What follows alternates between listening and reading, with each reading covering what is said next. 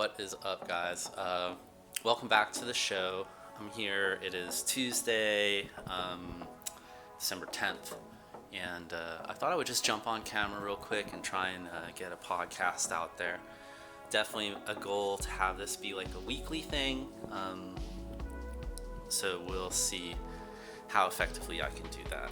My schedule is pretty good right now, actually. We took yesterday as a little bit of a day of rest. We had a really busy weirdo market this past weekend, and we took like an extra day to recover from that. I'm sure you guys can understand. It's the holidays, like what? Alright, so I want this to be a little bit more profesh. I got my handy microphone. I have actually a full-size microphone too. I'm gonna get up a little corner set up here in the house for the podcast eventually, so you'll see the evolution. Right now it's even a little bit more manicured than it was in my other little corner over there. Guys, we're in a tutu. It's really small. We have a lot of stuff.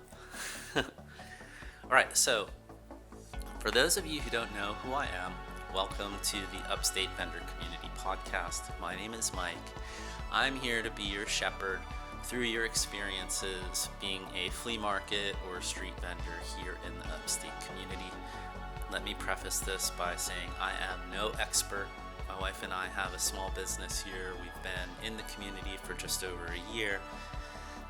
And this podcast stemmed from the learnings that we've had over this past year, our desire to share those learnings, our desire to not repeat the same mistakes next year, and also hopefully create a medium for conversation here where we can learn from each other's mistakes and also not repeat those mistakes next year. So you're in for a treat.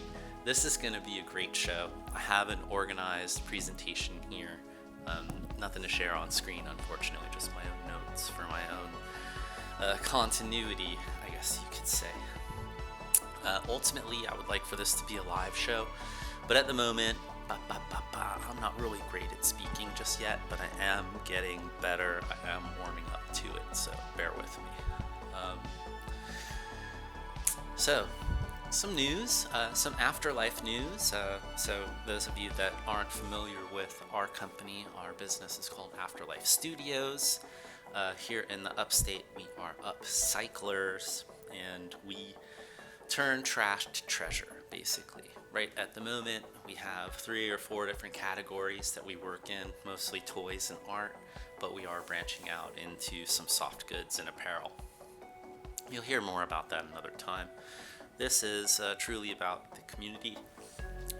News as it relates to the community.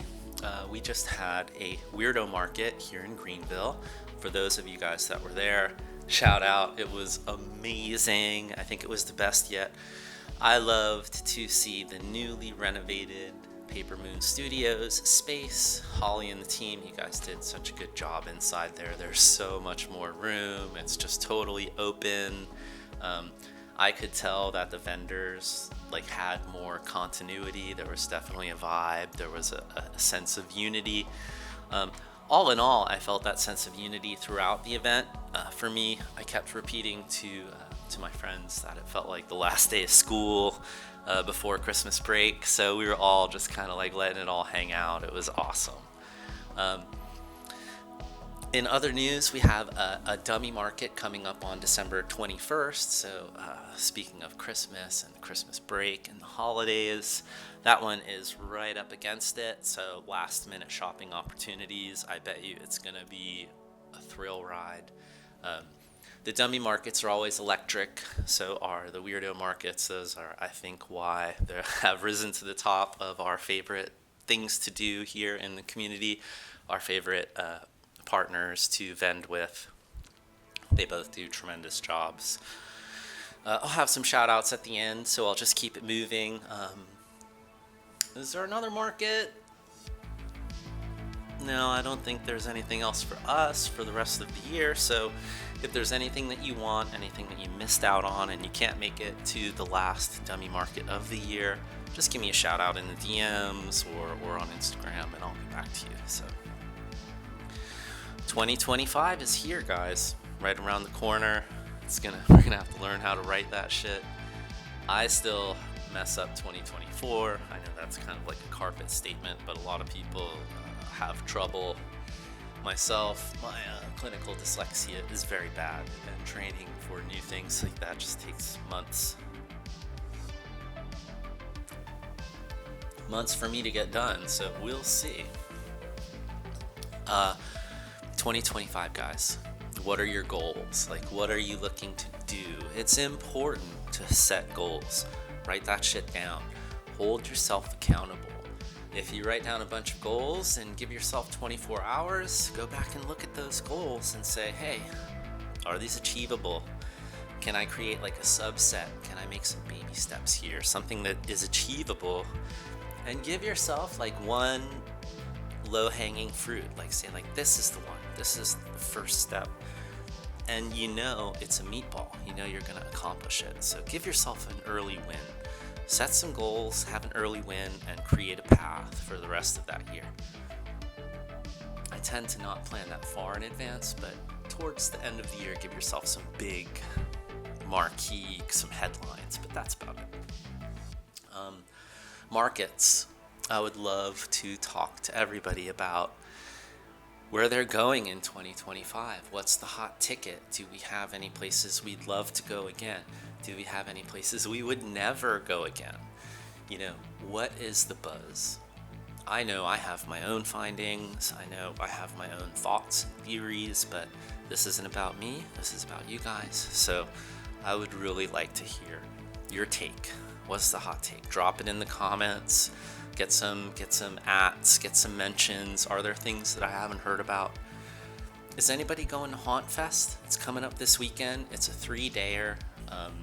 It looks really cool. They have some great vendors. Unfortunately, we had to pass. We have just a little bit too much going on. We really want to focus on this dummy market. They are our partner. They have treated us so good this entire year. It's just tremendous. So we're focused on them. Haunt Fest, I might go walk it. Anybody who wants to hear my feedback on it, maybe I'll do a video. I think that might be fun. So we'll see. Shout out to Shannon. She came through at the Weirdo Market. She was handing out cards and enlisting new vendors for the Haunt Fest, and she seemed like a really great person. They seem like a really buttoned up team. They're out there hustling. I have to respect that. So next year, let's talk big picture, guys. We have Lydia. We have a lot going on in this community. Maybe we can partner on a higher level and really do something interesting. This is going to be fun. Newness. So we have some new things planned for this year coming up. We want to hear what you guys have planned. I love to brainstorm. It's a gift that I have. I'm not shy about saying that. I've been in the think tank kind of like industry for almost more than half of my life, but with my last company, more than 25 years. So big ideas all the time. We have big ideas. We want to grow. Do you guys want to grow? Like, honest question. That's an honest question from me to you. Some people that I've met are very happy. Like, some people have found their niche, have an operational, functional profession, or they're independent in some way, and they're just cruising. I am so happy for those people. That must be so satisfying. I actually feel very close to satisfied with that. We were focused so much on growth, and I was full-time doing this for nearly the entire summer, and I'm so happy to kind of step back and have found a rhythm, and we're now growing in new directions. Like, that's how it kind of ties back to this newness that I want to talk about. Because with us, we're changing focus, guys. You've probably seen it, like, as we grow, as we continue to try and like innovate, we come up with new things, we jump on like hot opportunities. Recently, I'm here drinking my coffee, selfishly indulging, but it's a plug. Guess what, guys? Surprise.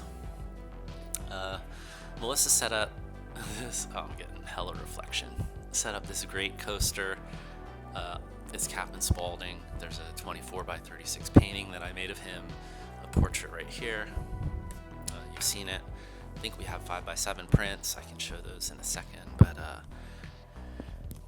that was an opportunity that we just got, like a text from a vendor, and we took advantage, right? So we're flexing my art to become more product based, taking the strongest, the strongest graphic, the strongest opportunities based on the medium, and flexing into those segments, replacing a lot of the stuff that we've brought in from distributors in the past.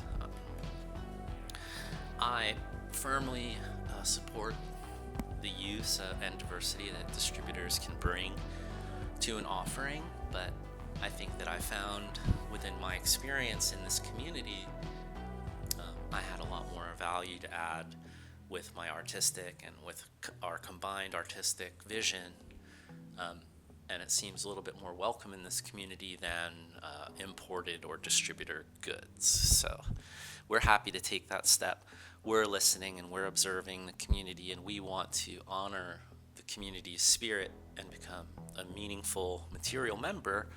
So we're flexing our business to do that. We've also had some turbulence with our market partners, to be left nameless, but at the same time, that also puts us into an analysis of what are we offering, who can we partner with in the coming year, how can we meet that consumer more head on and be more succinct with the vibe of those partners. So we're looking at 2025. If you're here and you hold markets and you're a market organizer, reach out. If we don't quite fit the bill, then maybe we can have a conversation. We can provide value in other items or other offerings that you might not have seen of ours yet. So it should always be a conversation, guys. Everything in life is a negotiation, and take advantage of that, All right, beyond that, just a quick note. I have a case study. Melissa and I, on behalf of our company, are looking now to begin investing a little bit more into marketing and promotion for the coming year. We have our own findings and the data that we've seen from 2024, and we believe that the community as a whole, not just our own business, but of course our business most of all, could benefit from a small investment of targeted and promoted ads, especially on social media. TBD what platforms at the moment, but we are beginning the process of testing this out. Now imagine this, right? There's a market, right? I'm market organizer X, and I'm holding an event. I have a prospective community. Now I'm partnering now with vendors, and we're creating our plan for this, this event. Over this past year, I've noticed that most, not all, but most vendors are reliant upon word of mouth. They're leaning on the market organizers to, invest in the marketing, and it's a fair expectation because we as vendors are paying for, place and, viability in the market. So in all essence of the word, we are truly partnering on this. Now, in any healthy business, all partners need to invest into marketing and promotion, not just the organizer or not just the person who is responsible for the PR and marketing of the event specifically. Now, even in the highest degrees of business, I'm talking Disney and Marvel and entertainment brands, Hollywood brands, everybody chips in a piece of the marketing. There's co-investment. It's in every contract I've ever cut to ribbons, and guess what? I've left it in every one of them because it is fair. Now, you might not have much. It doesn't take a lot.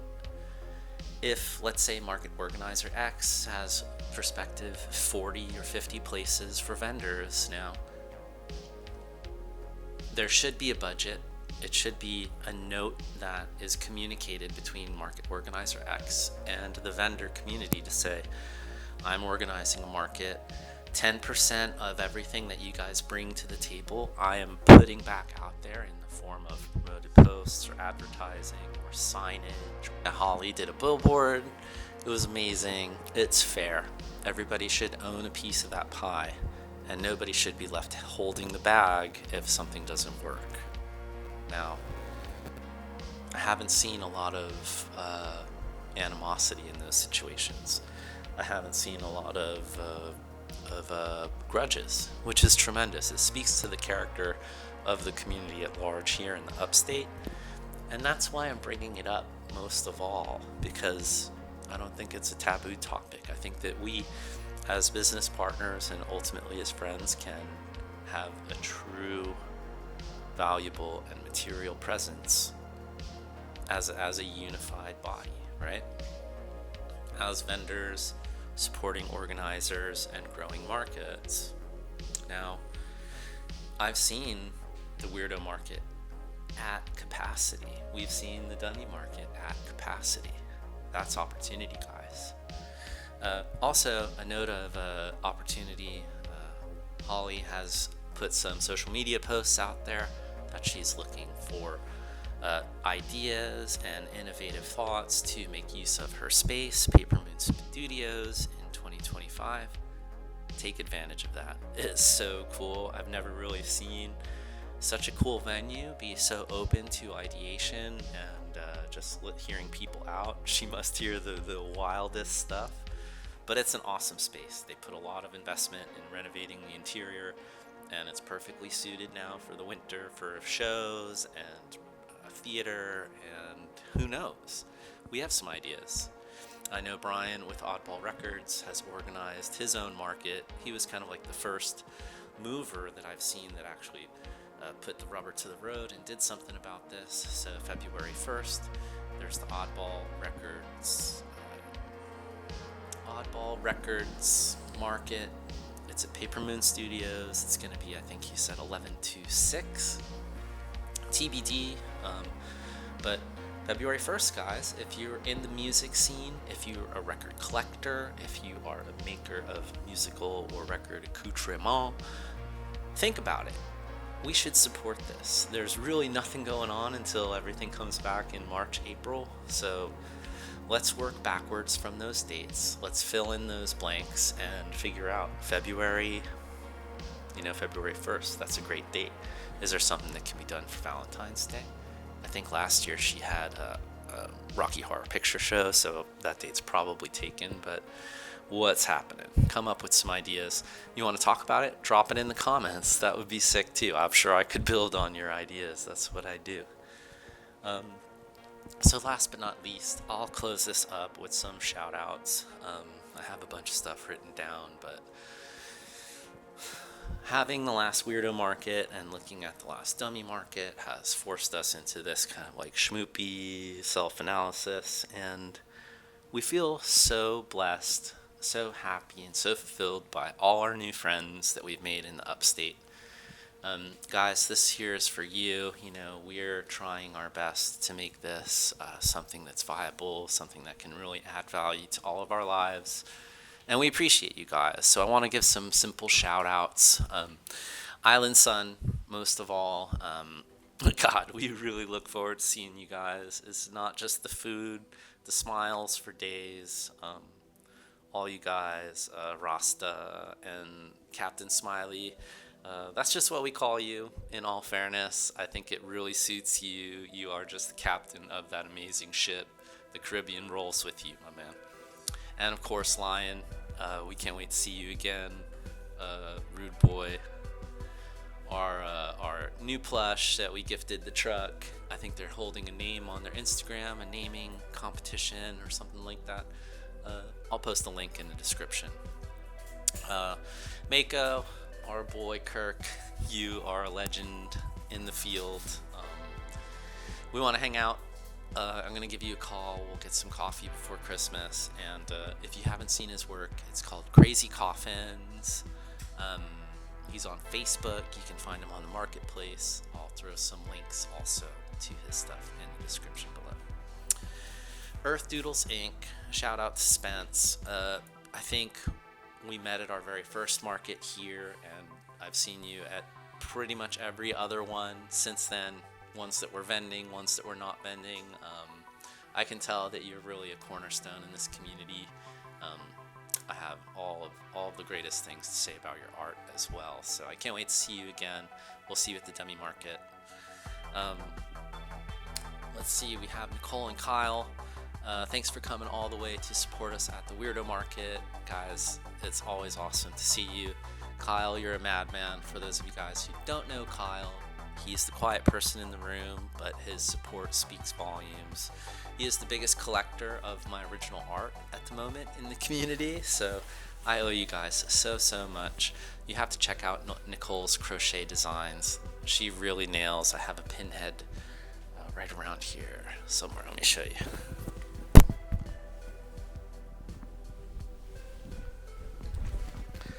Guys, he's so cute. Look at him. He is like cuter than the Funko of Pinhead, and she nailed all the designs, like all the gory design details of his suit. It's amazing. Victoria and Hector, also, thanks for coming out, guys. We can't wait to see you guys again soon. Hector, let's go ride our skateboards. I'm an old man, so I'll have to say I'm bringing out the garbage or something. And last but not least, shout out to Spooky Sweets. Oh my god, we still have your treats here in the freezer. We cannot wait to get the box. And congrats on all the growth. For you guys that don't know, this was the first market at the Weirdo Market where Spooky Sweets was holding it down. But she also had a team working a second venue. Guys, that is the way to finish the year. She has employees. She has now 2 locations. That's what it's all about. So great to see, and her stuff is so amazing. We just finished chocolate chip cookies with coffee, and I have my eyes set on the peppermint, so it's on today. All right, that's all I got. Some newness that I pointed out. We have the coasters. Those are going to be free gifts with purchases. Guys, we have t-shirts. We have an amazing vendor doing us some direct-to-garment goodness. Here's the Kurt Saves piece. We have a few on the way. Captain Spaulding, Creature from the Black Lagoon. And of course, now we have beautiful archival prints. We have 8x10s of many of my most popular designs, the Villains series, and so much more. And then finally, we have 5x7s for days, guys. Look at the Kessler where